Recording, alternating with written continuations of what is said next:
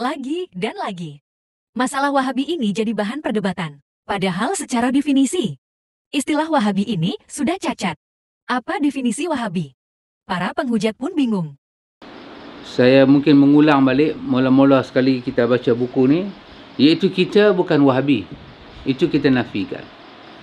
Habis kalau bukan Wahabi, tak duk baca buku ni pasal apa? Pasal sebahagian daripada benda yang dimasuk dalam Wahabi itu adalah sunnah. Dan mereka menyangka mereka menyerang Wahabi, tapi mereka menyerang sunnah Nabi mereka sendiri. Itu yang kita bagi penjelasan, bukan pertahan Wahabi, tidak. Hatta kalau orang kata kalau orang kata kepada kita, hampa duk pergi mengaji rumah Pak Long tu dengan hampa dengan Pak Long Wahabi. Tak, kita wajib bangun mempertahankan. Tidak, Pak Long bukan Wahabi, Mak Long bukan Wahabi. Kami tak mengaji rumah Wahabi dan kita tak ada kena-mengena dengan Wahabi. Muhammad bin Abdul Wahab seorang daripada saudara Islam kita yang berakidah dengan akidah Ahlus Sunnah. Dan dia telah mati. Habis duk pertahan dia pasal apa? Tidak, kita tak pertahan dia. Kita sedang memberi penjelasan Wahabi di sisi kamu adalah ajaran sesat. Bila kamu namakan Wahabi, kamu memaksudkan ajaran yang keluar daripada kebenaran. Dan sebahagian yang kamu masuk dalam istilah Wahabi, yang kamu yakin sesat adalah sunnah Nabi kamu. Kamu silap. Ini yang kita maksudkan, kita nak bagi penjelasan dengan buku ni. Tak ada kena-mengena kita dengan Wahabi. Kalau kita ada kena-mengena dengan Wahabi, Wahabi ajaran baru. Bagaimana Nabi dengan sahabat? Dia beranak pun tahun 1115 Hijrah. Bermakna selepas 1100 tahun Nabi meninggal baru dia mai. Kalau Islam itu Wahabi, bagaimana pada hari dia belum beranak? Tak ada Islam kah? Ada.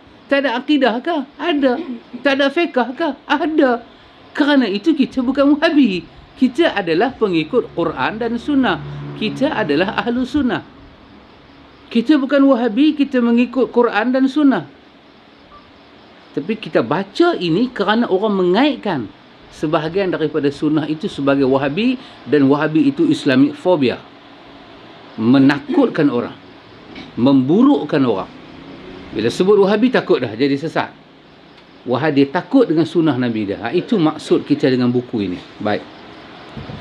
Ini adalah contoh-contoh istilah yang dinisbatkan atau dianggap sebagai ciri-ciri Wahabi. Wahabi suka mengkafirkan pemerintah dan kaum muslimin di luar kelompoknya. Faktanya, orang yang dilabeli Wahabi melarang demonstrasi dan kadang masih sholat di masjid umum yang bukan kelompoknya. Apa mungkin sholat bermakmum sama orang yang dianggap kafir?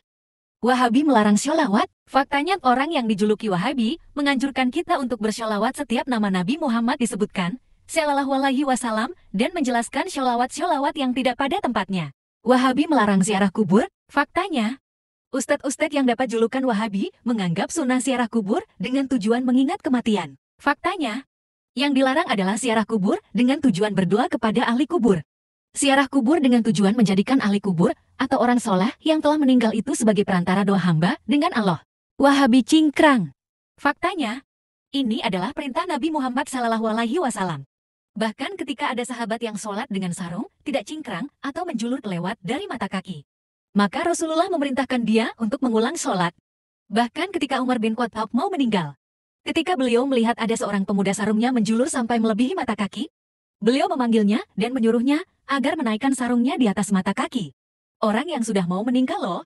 Ini berarti kan penting. Dan masih banyak sunnah-sunnah Nabi yang dilabeli Wahabi, padahal itu adalah perintah dari Rasulullah ataupun teladan dari para sahabatnya. Sekarang sudah zaman ilmu tersebar dengan bebas dan mudah. Silakan dicek hadits-hadits sahih yang menjelaskan sunnah-sunnah Nabi yang dianggap ciri khasnya Wahabi.